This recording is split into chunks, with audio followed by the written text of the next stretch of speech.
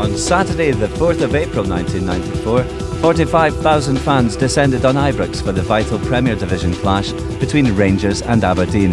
It was the perfect occasion for Rangers to launch a brand new pre-match entertainment service that followed in the best traditions of the club by being the first of its kind. Broadcast that day on screens all around the ground and in the Edmondson Suite was a programme that has since grown to become a captivating favourite for Rangers fans on match day. Giving them an exclusive insight behind the scenes at Ibrox, they're entertained by the very players and management that they all support. This unique product is known simply as RTV, or in other words, Rangers Television. Hello there, I'm Gordon Ingalls. Welcome to Rangers Television, a brand new exciting service being provided for you here at Ibrox on every match day.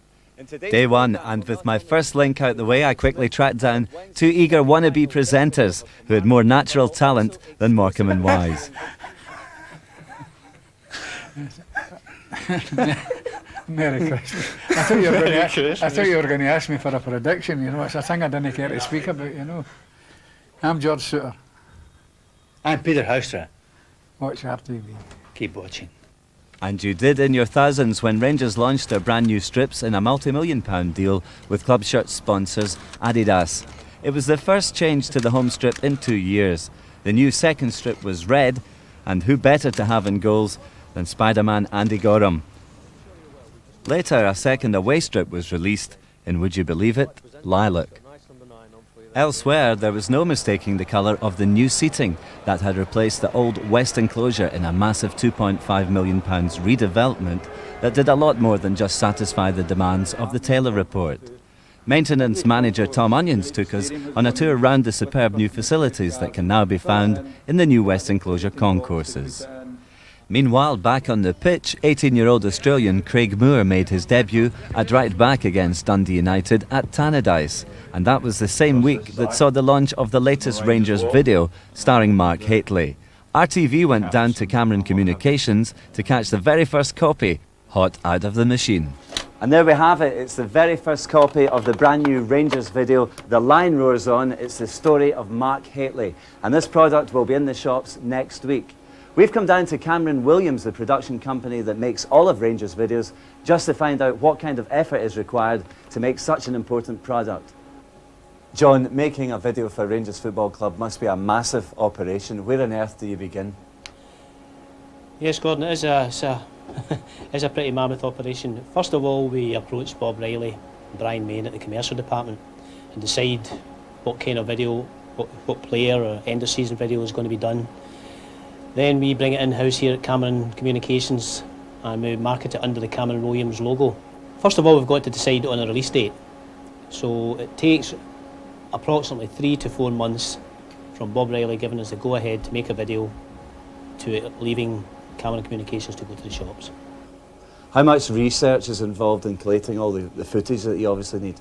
Well, obviously there's a lot of research, especially in the current video we're working on, Mark Hateley, because Mark played all over the world, so we had to contact Brazilian television, American television, Italian, French, English. It takes a lot of time, a lot of people you've got to talk to, and unfortunately a lot of money to get. We're less than a week away from the release date for the Mark Hateley video. How far on is the process? Well, today we finished. The video is finally finished. It's now just getting duplicated in these machines all weekend, and by Monday they'll be ready to leave Cameron Communications and go out to all the retailers and distributors, and by Thursday, Friday of the end of this week it will be on sale. And I personally, it's been a hard video because Mark has a long, varied and interesting career, but we're very pleased with the end product. Hope the customer will be pleased with the end product. I hope Rangers will be pleased, I hope Mark will be pleased, but overall I hope the Rangers fan, when he buys it, will appreciate the work that's gone into it and enjoy the video. Yeah. Back on the playing side, and under the guidance of Billy Kirkwood and John McGregor, the reserves were already in 2 cup finals. The reserves get it to a slightly better stage. When they play Rangers reserves, Rangers reserves.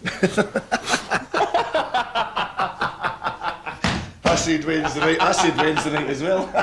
With moments like that, Billy and John preferred to let their team do the talking on the park. And they did by winning both the Glasgow Cup against Celtic and the BP Youth Cup in an 8-goal thriller against Airdrie at Broomfield. Well done, the reserves. And it wasn't just the reserves that were celebrating, because on the last day of the season, the first team wrapped up their 6th title in a row against Dundee at Ibrox. Rangers were now 2/3 of the way to winning a record-breaking second successive treble, and everyone was in the mood to celebrate. Another long, hard campaign was over, and players and fans alike were determined to party on until they brought the house down. And brick by brick, the house was brought down when contractors demolished the last standing area at Ibrox, the east enclosure. RTV tracked down Alistair Hood to ask him the question that was on every fan's lips.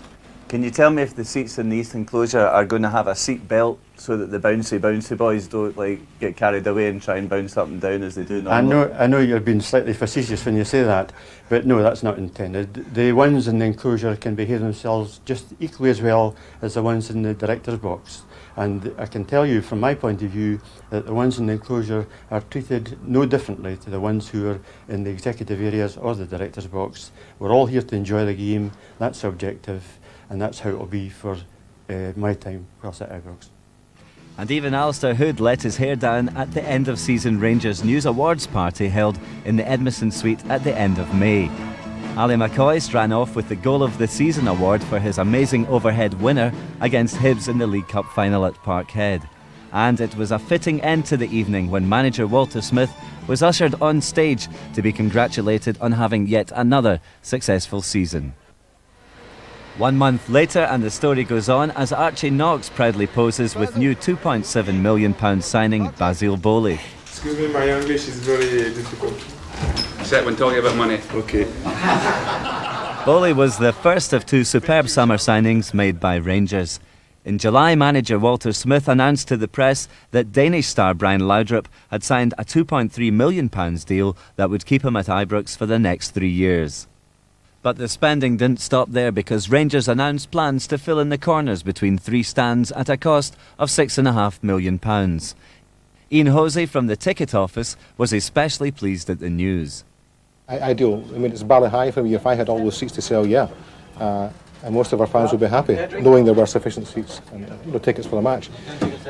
I would hope that comes to fruition, because, quite honestly, it would save a lot of headaches here and a lot of, phone calls and complaints at the waiting list, which at the moment could take you up to 2 years to wait for a seat.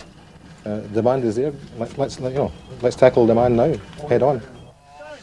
Season ticket demand had never been so great, and there was a real air of optimism around Ibrox as the new look squad lined up for the official team photograph that heralded the start of a new season.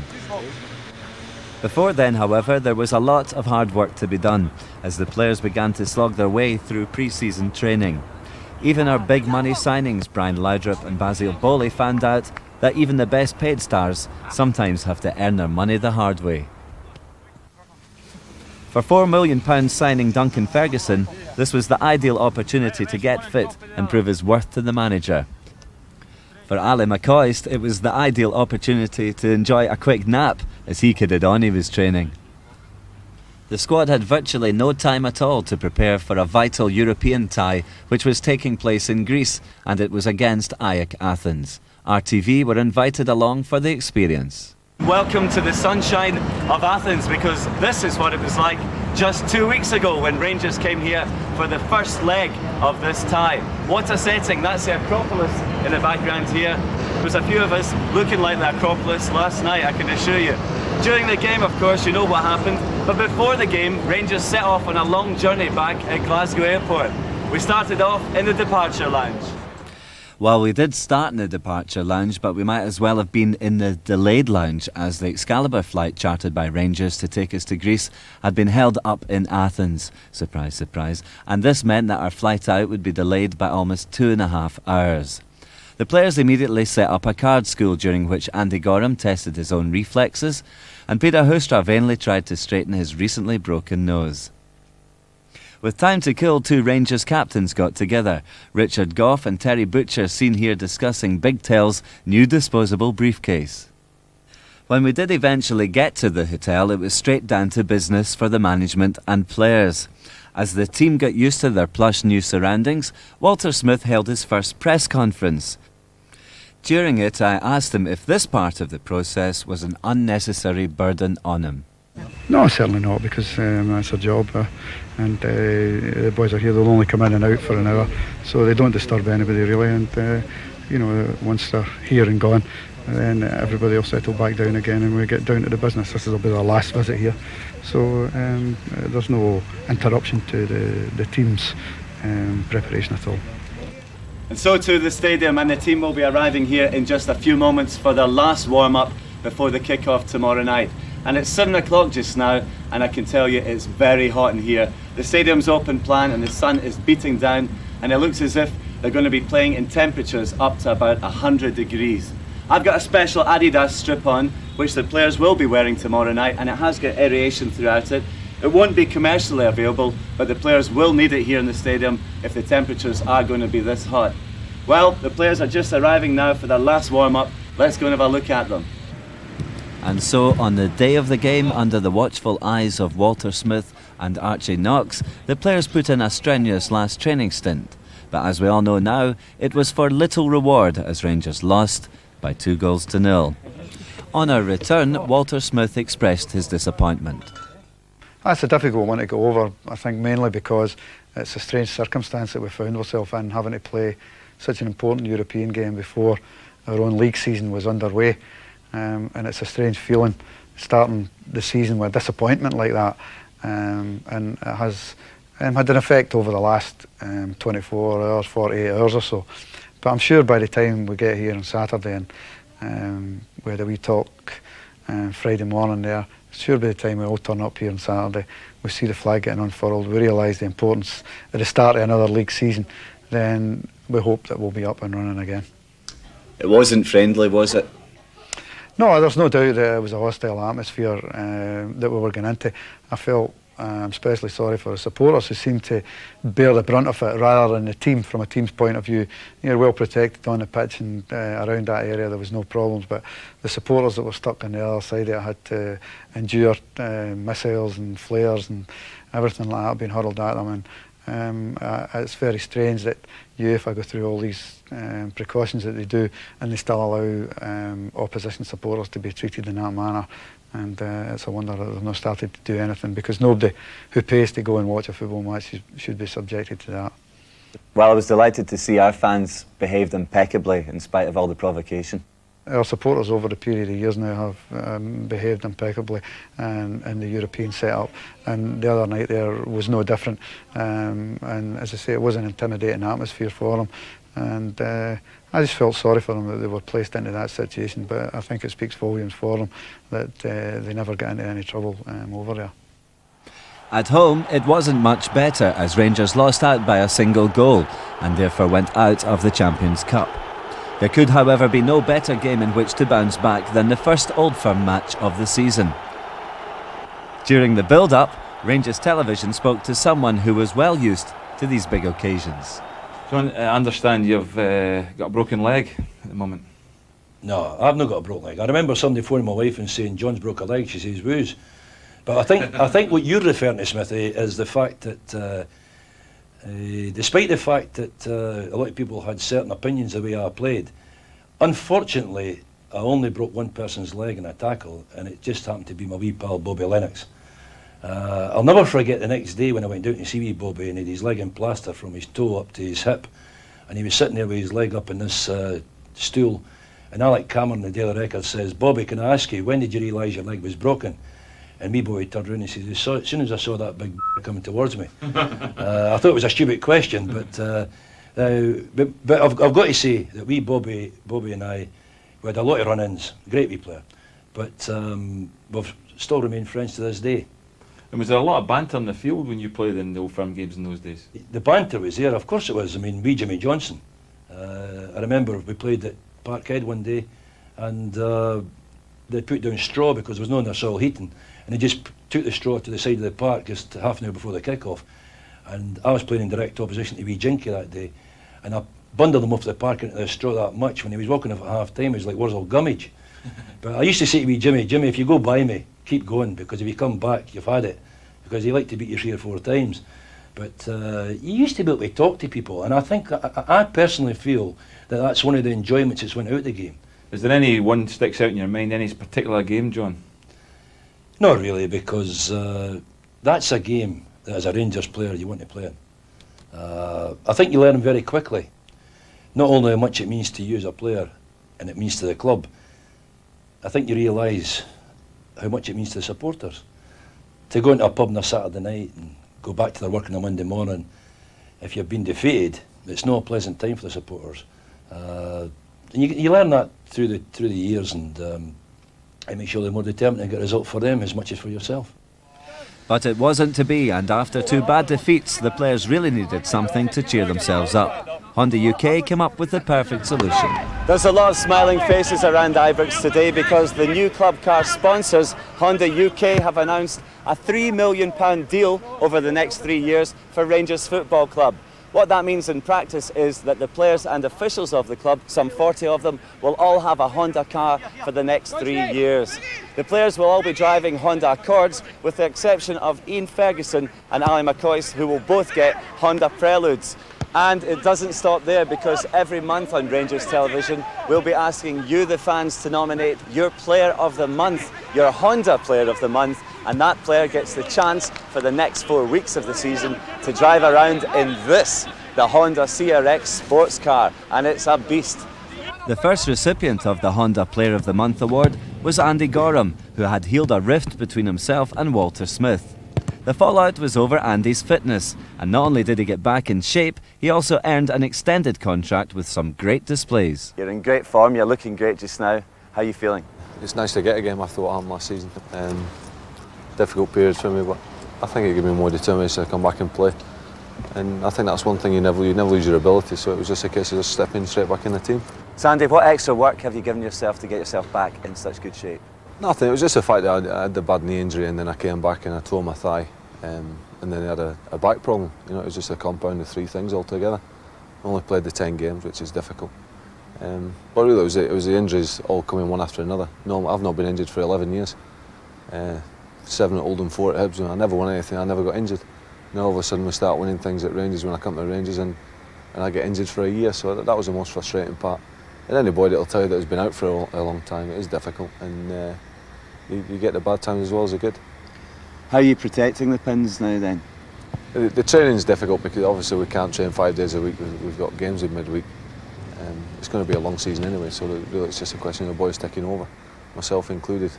Alan Hodgkinson comes up twice a week, which is a great help, and I can just do my thing with Alan. You've been playing with a variety of defenders in front of you. Does it matter to Andy Gorham who's there? Not really. When you've got players of calibre we've got Ibrox, it doesn't really matter. The players are all good players. Obviously I'd like to have a settled defence in front of you. I think the years gone by, John Brown and Goffey have been the 2 main ones, you know, and it's obviously easier that way. But at the same time, you can't pick the team every week yourself, you know, so you've just got to stick in. And like I said, the boys that have come in are all internationals anyway, so there's never a problem that way. I think everyone knows what everyone's doing now.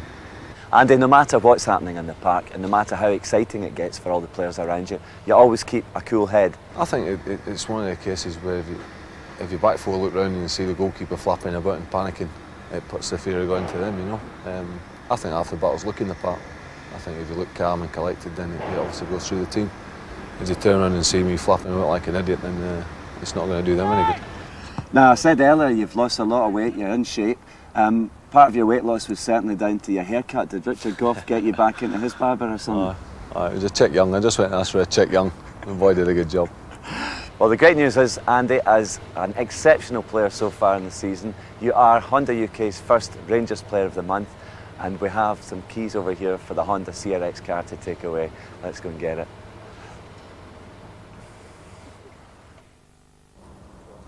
Right, Andy, here's the man that matters. It's Corporate Sales Manager from Honda UK, Davy Hunter. Davy, our winner this month. Hi, Andy. Thanks Congratulations. very good. Your performances in the last month have been stunning in Europe and in the league. All the hard work you've put in the summer. Lost some weight, I'll try that as well. I think it's been brilliant, and you undoubtedly deserve the car. Just be careful with it because it's very quick. We won't pay your speeding fines, but you'll have a bit of fun with it. Hopefully there'll be some summer for you to enjoy it. Top man, thanks very much. You're welcome. Well done, Andy. That's the car now Right. safely in your hands. We've got a task for you set by Davey from Honda UK, which is if you can get the roof off your CRX within 1 minute, you'll get a free tank of petrol to start you off. You Off try to make a fool of me. Clock 1 starts minute. now. I've got to get in first. I know, but we'll give you another 5 seconds. I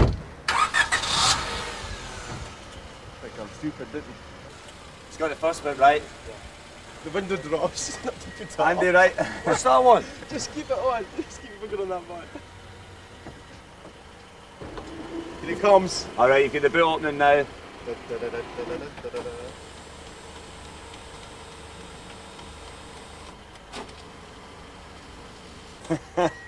Lever back over. Finger off the. That's it. Finger off the button. Back on the button. Alright, it's 55 seconds. You're off. Done it. 43, 44. Look at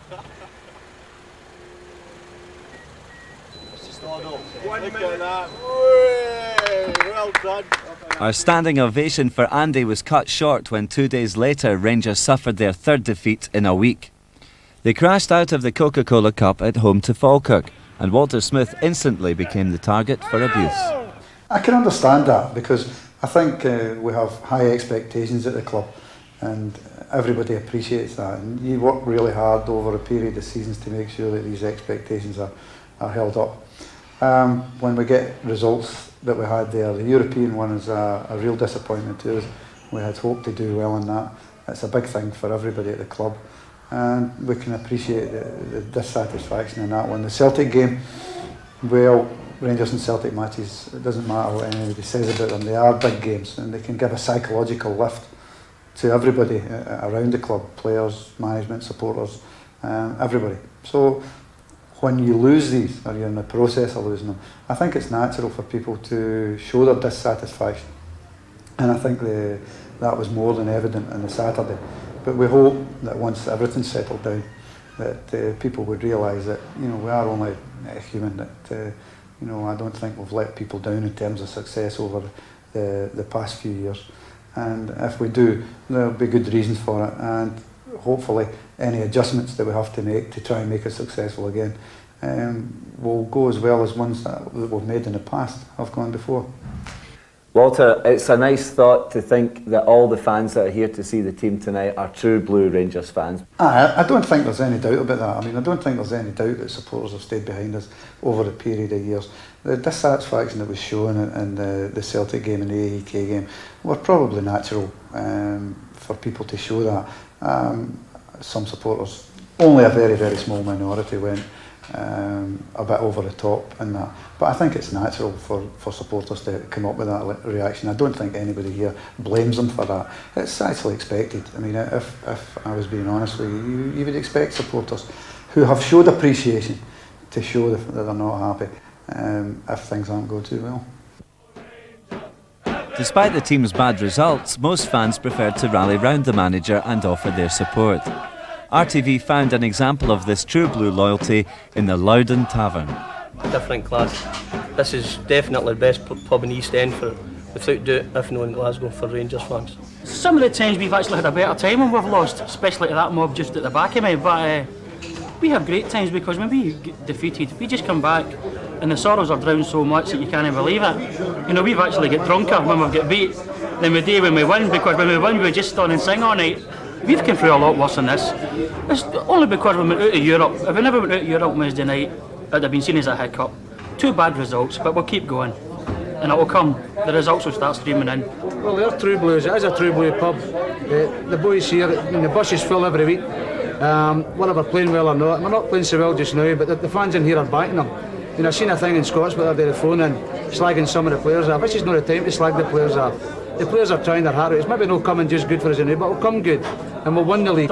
Well, Walter, you know the lads, just keep your head up. We'll have a Premier League back at Ibrox, May '95. Keep going, it'll come good for us, Walter. It'll come good for us. We've had a great 6-7 years with you, and we'll have many good years to come. Well, I've just got something to say to Walter. I think you're the best manager the Rangers have ever had. Archie Knox, best assistant manager, and I had to say that to keep my job safe, as he told me this morning before I left Ibrox. Goes away we are. We've had 2 bad results. In a couple of months' time, they'll be in the past and forgot about. don't listen to press, as I know you're not listening to press or the media, and just go on with it. We are the people. Well, I tell you something, the Loudon Tavern certainly knows how to party, and I reckon that one's going on all night. If you drink in a pub or a club that you think is just as blue as this one, then we want to hear from you. Write to Brian Main, care of the commercial department at Rangers Football Club. That's Ibrox Stadium, Glasgow, G51 2XD. And who knows, Rangers TV might come out to your pub too. Back on the pitch, and young Craig Moore scores his first goal for the club. The Brisbane boy is certainly not homesick. He's happy. At the moment, everything has just been slipping into place for me. You know, happy to be getting regular games in the first team, because to get a regular spot there, I mean, for any player is a hard thing to do. And I'm just happy to be getting a game and just hope that I can go on with the job now. The last time we talked, you were delighted to be in the first team pool. That's right. And now you're filling the slot at right back, and you've carved out a niche there for yourself. That's what I mean. I mean, everything has just happened. I mean, ever since I signed at this club, everything has happened very quickly for me. And like I said, just take it in my stride and hope to just get more games and do well for the club, because that's us hopefully on a good run now. Because everything is going so well, it must help with homesickness. Oh, I mean, the first season was hard, but the second season, I mean, to be quite honest with you, I don't even think of home at the moment. I mean, I'm really enjoying myself. I'm enjoying my football. I'm enjoying sort of like outside of football as well. So, I mean, like I said, everything's gone brilliant for me. And at last, things had got better for the man that Craig had replaced. After 6 years at Ibrox, fullback Gary Stevens had finally got a lucrative move south. Well, Gary Stevens' transfer was completed this week. His loan period had another 10 days to run, but Tranmere completed the deal this week, and Gary's now Tranmere Rovers player, and we wish him well, because he's played very well for us, and it's only in the last couple of seasons that he's had major problem injury-wise. It's maybe restricted him a little bit. His first 3 years here, I felt he was terrific, and when I took over as manager, I was hoping to see both him and Davy Robertson, who are very similar types of players, getting up and down the pitch for Rangers. But unfortunately, the partnership's hardly ever been together. But that's football, and we wish Gary and his family well in his new career at Tranmere. But I think Gary's going there on loan. Sometimes the player takes a little bit of a chance. But obviously Tranmere have been very impressed. The results have been terrific since he went down there. And if he can help them stay where they are and get in the Premier League next season, then obviously it'll be money well spent. Do you agree with the folk that are speculating that it is a time of change here at Ibrox, team-wise? Well, it is a time of change. I think everybody looked at last season. We had a lot of injury problems at the start of the season, and after that we settled down a little bit. From January onwards we had a good run that I think clinched the league championship. Towards the end of the season there we were showing wear and tear, and everybody was saying there that it was time to change the squad. It's not quite as easy as saying it and then it just happens. So, you know, we've had to try and do a little bit to help that along its way. But it is a time of change, and the problem here is that we have to be successful while we make these changes. But it can lead to maybe up and down results, if you like. Before, we've always had long and consistent runs in the league. We thought we were getting started there, and then we lose to Hibs. So these things can happen when you introduce new players like Charlie Miller and Craig Moore, Basil Bolly, Brian Laudrup. They take a little bit of time to settle in. So the results may be up and down, but I hope overall at the end of the season we can still retain the title. One player that was now starting to show some superb form was Great Dane Brian Laudrup. His consistent performances each week were helping the team to settle, and it seemed everyone was raving about his skill. Brian, as usual, remained modest. So far, it's not bad. Of course, I can improve with the team, and we're looking forward to the next games. But right now, it's a great moment for us, I think. Yeah. You've obviously settled in very quickly on the park. Have you settled in as quickly off the park? I think so, actually, because we moved into our house 5 weeks ago. We are very happy in Helensburgh where we live, and my son, he goes to school and he's enjoying himself, and so far it has been absolutely great. Now, as a creative player, you've been the victim of a few harsh challenges. Are you getting enough protection from Scottish referees? I think the referees are quite good, actually, because we have seen lots of bookings from the start of the season, lots of red cards too, and that's the way to do it, I think, to protect the players who can make surprising things and show their skills to the crowd. So I think so far it has been quite good. Now, the gaffer Walter Smith has been quoted as saying that you'll benefit from other first-team regulars like Ali McCoist, Trevor Stephen and Big Miko coming back into the team. Do you agree with that? Of course, I think the three mentioned names, they are all great players and they can add something to the team right now. And of course, right now, some of the opponents, they say, okay, Brian Lowry, we have to do something against him. But then, if we have got players like Mikhailichenko coming back, Trevor Stephen and Ali McCoy, it's not only me and Mark Hadley, it's a lot of players, and I think that can make the team even better.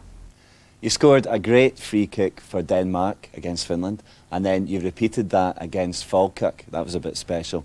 Do you fancy your chances from round the box? Yeah, of course. I hope I will get my chances just outside the box, because that's a very good weapon to have in a team, I think. And with a little bit of luck, you can score about 6 or 7 goals in a season with those free kicks. So I hope I will get the chances. Brian, you've been here a few months now. What are the main differences between Scottish and Italian soccer? I think Scottish soccer is. I like the pace, in the game. It's the pace is very quick. It's a very quick game. It's you always try to win the games. I think lots of the games in Italy, you will see that teams are not trying. They're not trying to win, but they are trying not to lose, and that's a great difference. I like when we go out and play, we try to win. Sometimes we do, and sometimes we don't.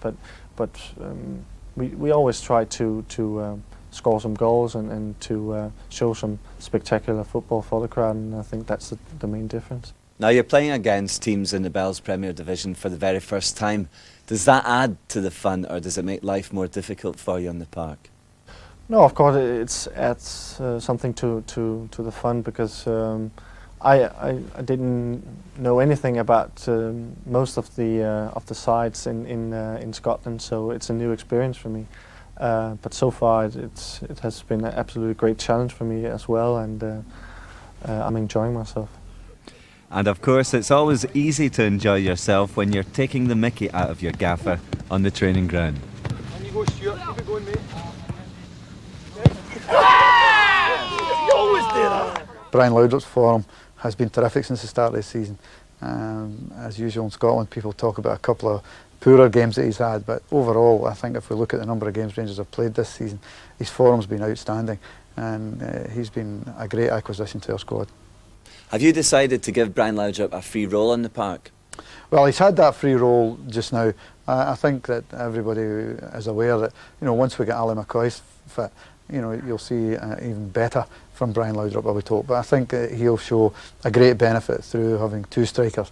He's supplying enough chances for us at the present moment, and I would hope that would continue over the period. But we'll continue to give him a role that allows him a bit more freedom than a lot of other players now have had in our team in the past few years. Not content with being the manager of the biggest club in the country, Walter Smith launched his very own autobiography at the end of September. A master of the written word, he found his acting needed just a little bit of work. Read how we fight to stay on top, how we battle to sign the top stars, why we'll never rest till we conquer Europe, and why I'll never shed a tear for Celtic.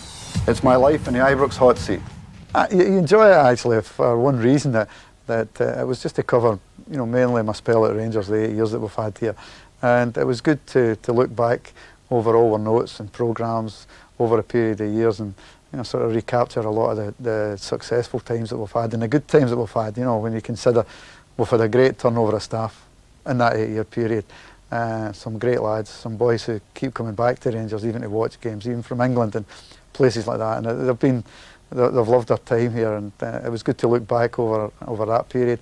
And you recapture the part with Graham Souness and Phil Borsman and myself when we were together doing our bit in the early days, and it was great to look back on that.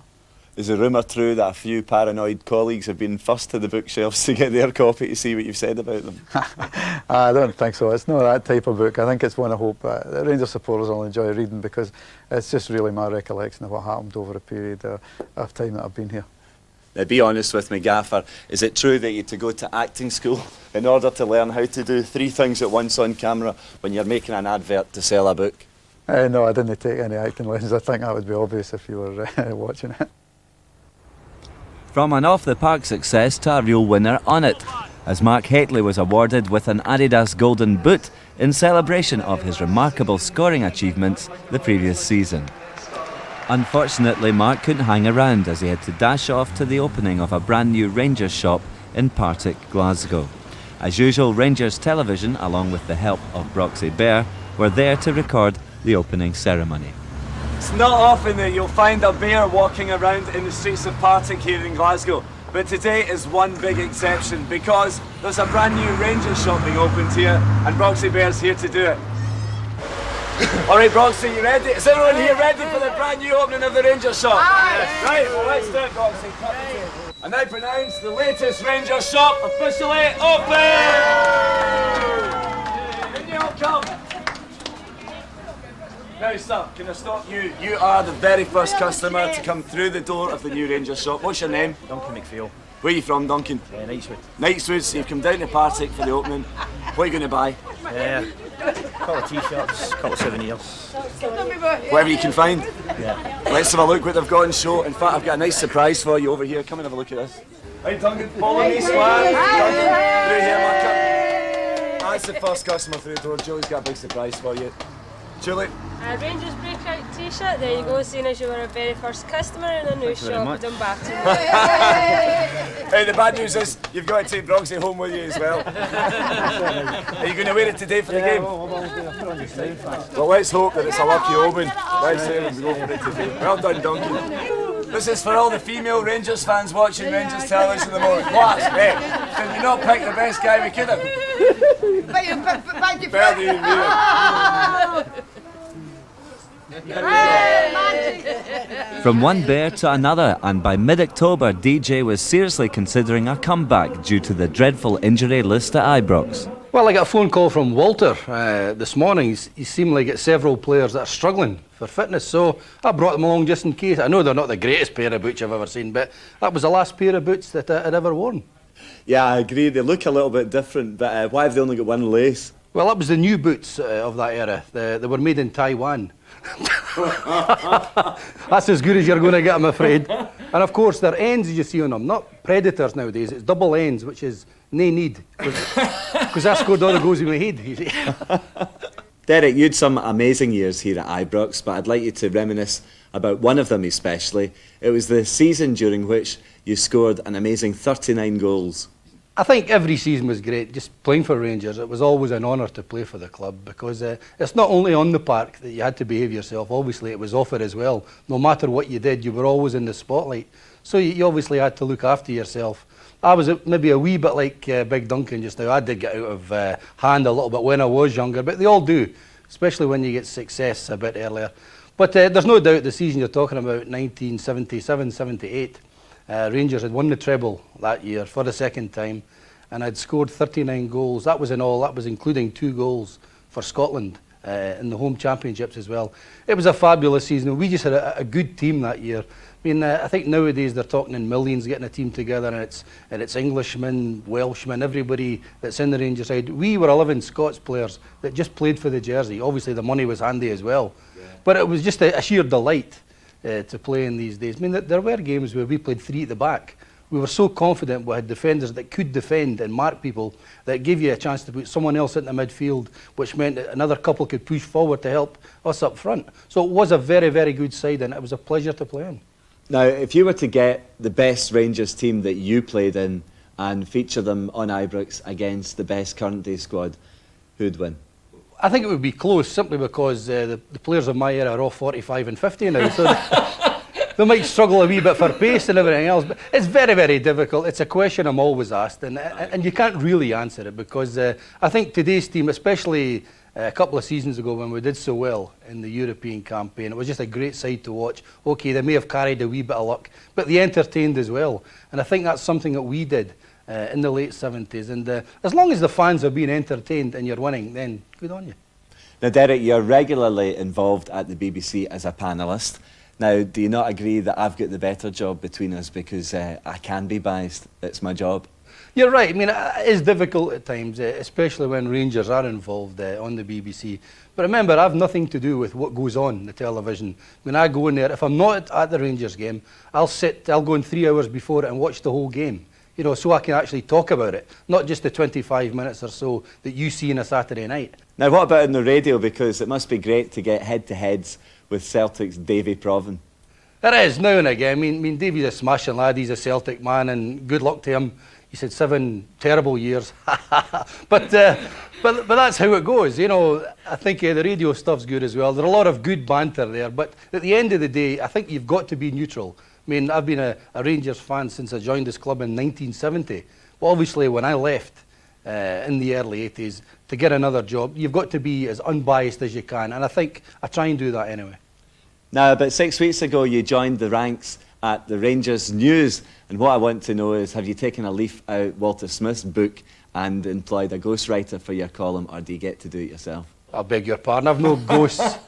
I go in there faithful every Sunday and write everything myself just to get it right, because I know in the past when I've spoken to the press, it doesn't seem to go down on paper exactly what I said myself. So as much as I can, I like to go in there and write it myself. If not, then obviously it has to be ghosted, but not very often.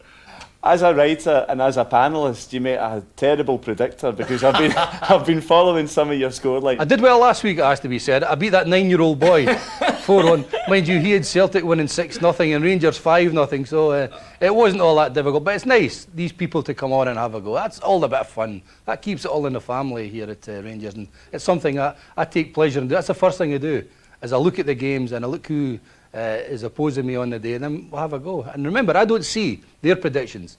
I give my predictions first, and then they come in with theirs. DJ, you certainly talk a good game of football, but I don't remember you coaching a good game of football. Do you not fancy management? No, I tried that with Thistle for 3 weeks, and I don't think I made it. Still looking for my car. On a more serious note, Rangers finally signed Alan McLaren from Hearts at the end of October. He was thrown in at the deep end, making his debut against Celtic at Hampden. And after a great 3-1 victory, RTV asked him how he felt he had done. I thought I did reasonably well. At least we came in with the 3 points, so that's what really mattered. Now, we've been speculating about Alan McLaren coming here to Ibrox for about 2 years now. Are you glad that that's all over and you can now settle down and get on with the new club? Yeah, the speculation was quite hard to live with for the last 2 or 3 weeks, but it's all been done with now I'm here, and hopefully I can. You've played here many times in the colours of Hearts, and you've known as much as anyone that's been here would know about Rangers. Have you been surprised by anything since you've joined the club? Yes, I knew it was a big club, but coming in, it's definitely a big club. There's a lot of things going around behind the scenes that I'm really impressed with. Now, how does the prospect of plying your trade with the big name professionals that are here on the staff excite you? That was part of the reason why I came, playing with quality players. Brian Laudrup's exceptional, just off the training ground, and the man is world class. So obviously I'm really delighted to be here and playing with big names with a big club with a lot of ambition. Walter Smith, I can't say anything else other than congratulations. It's been a great week. We're top of the league. You've got a new player in Alan McLaren playing magnificently, and you've also got Brian Laudrup and Mark Hateley and a whole other wacky players making a great result against Celtic. That was a terrific result for us, that one. But I think mainly from my point of view, it was a good team performance from us. At times, as a manager, you know, you're always looking for something a wee bit extra, and I said to them that it would take a good team performance for us to beat Celtic, and that's what we got. And when you consider that the players are more or less just thrown together because of our injury situation, and I think they deserve great credit for the way they went about it and achieving a terrific result. And just looking back to Sunday, we had 2 great Old Firm debuts in the shape of Alan McLaren and Charlie Miller. Alan McLaren especially is one who, when you consider that Fraser Wishart, Basil Bawley, himself and Davy Robertson are making up the back four, really there's only Davy Robertson, Andy Gorham feature, you know, in our defence on a regular basis. Basil just new to the team, Fraser Wishart, his first game of the season for us. So, I mean, it was surprising that he's gone in and played in the manner that he did do, and I felt that the back four, as it was last Sunday, played a big part in winning the game for us, and he deserves tremendous credit for settling in and then playing in the manner that he did do. Into November now, and with the team back at the top of the league, Ian Durrant returned from his month-long loan spell with Everton. It's very hard. Psychologically, my heart was always here at Ibrox, but my head was down south trying to play football. And I've been down there to try and get my confidence back, and hopefully it's back again. I've been nervous before games, but that was one of the times where I've been really nervous before a big game, and the reception I got from the fans it'll live me until I die.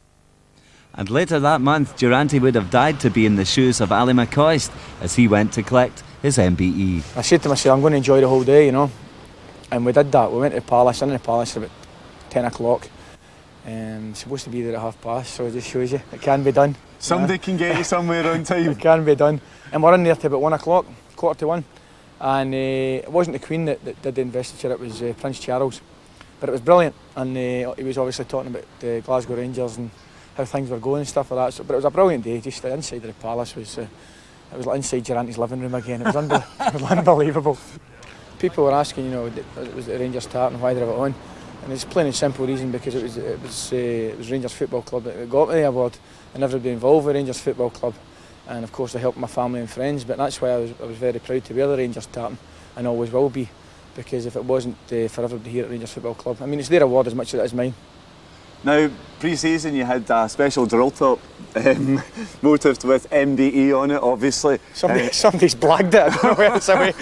Well, that's what I was going to ask you. They might blag the t-shirt. Have you got the medal wrapped up safe? I've got the medal wrapped up safe and sound. I brought it in to show the boys, and they're all delighted. What, rub it in their faces, no, you mean? I wouldn't do that. Well, that's not my style. But I brought it in and I showed the boys, and they're all very pleased. And it's a beautiful medal and something I'll treasure for all my life.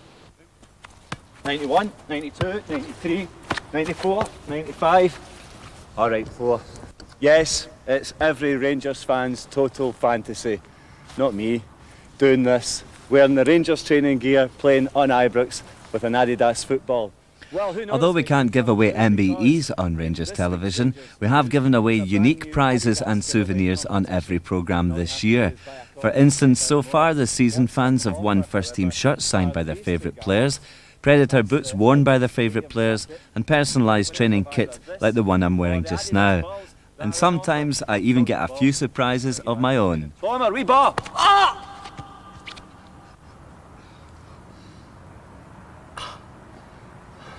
I didn't mean there, man. Thanks a lot for watching us every week here at Ibrox, and thanks a lot for being behind here at Ibrox. Well, that's just about it for this week, and thanks a lot for...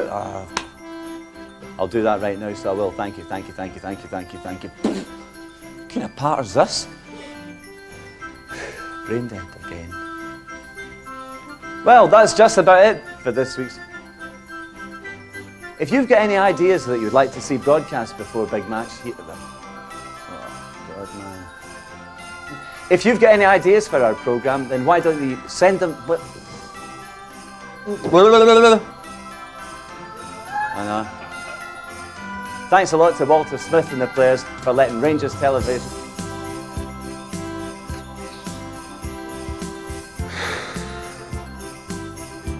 Let's keep going. Well, that's just about it for today's... We'll see you again next year for hopefully the 7th in a row. See you then, bye-bye. Oh, not bad, then. Not bad. Just dreadful. But I can assure you that there are other folk who slip up in front of the cameras. 1 minute you were in defence helping out there, the other you were at the other end of the park, although towards the end you were looking a bit tired. I was...